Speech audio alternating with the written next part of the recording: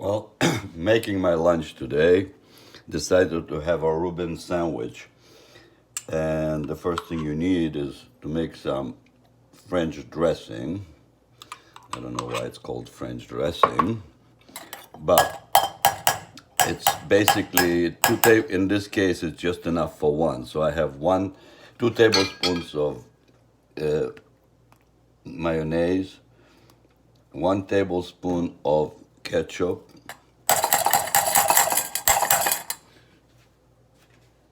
couple of drops of Worcestershire,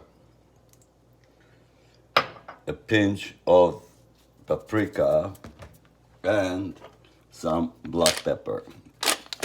And now, usually it will have some horseradish in it, but I don't have any horseradish. So what I'm going to do, I'm going to use something called wasabi, which is not really wasabi. It's just it's horseradish with green coloring, I believe. So there we go. That's everything there. And now a few drops of red wine vinegar. And most people will add sugar. I don't like sugar. I think that in my dressings, I think it's just not the ketchup itself, though it's organic ketchup, which is not really as sweet as regular ketchup. It's still nevertheless sweet enough. So, all right, so we have our dressing ready. And the next thing we have to do is have to get the bread ready. What I have here is melted butter, and I turn off the pan because I didn't want to keep cooking it. But basically, I will build the sandwich right in there already with having the melted butter ready for this size. So then we need some mayonnaise, some French dressing on the bread.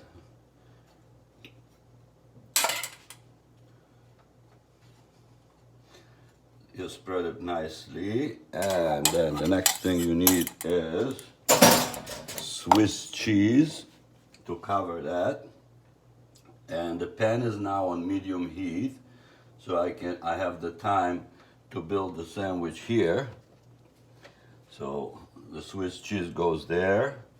Now the other slice of bread will get dressing on the top, on the bottom, meaning, okay, and that's gonna be to top the sandwich. So now the next thing we do need is some corned beef.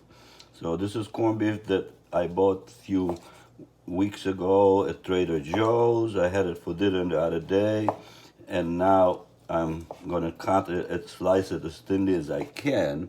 Now, people will ask how to do it. You get your finger for the thickness you want. You'll rest the knife on the fingernail, and then what you have to do is don't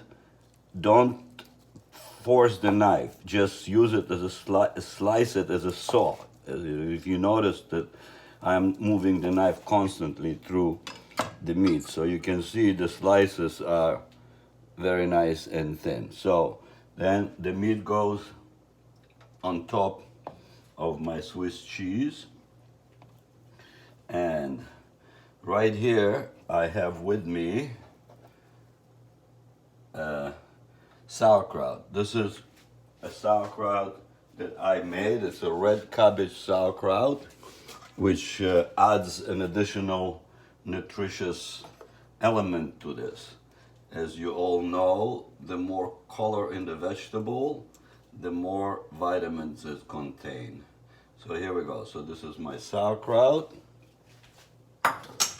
And now we're going to put the next piece of bread on top.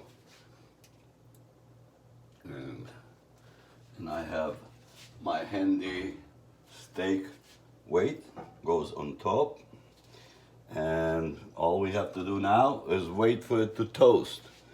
And I have some to eat with it. I'll have some of my homemade pickles. And those are, again, they are lacto-fermented, meaning not using anything but salt and water brine, which allows the bacteria to develop. So now, let's see what I got here. Okay, so now we're gonna flip it over, and you almost never can go wrong with too much butter. So I think it's gonna need a little more butter because it really adds to the flavor. Okay, now I'm just gonna get a plate, and I will place my pickles on it. It's also, I like the colors, and my sandwich is about to be ready, and I will plate it right here.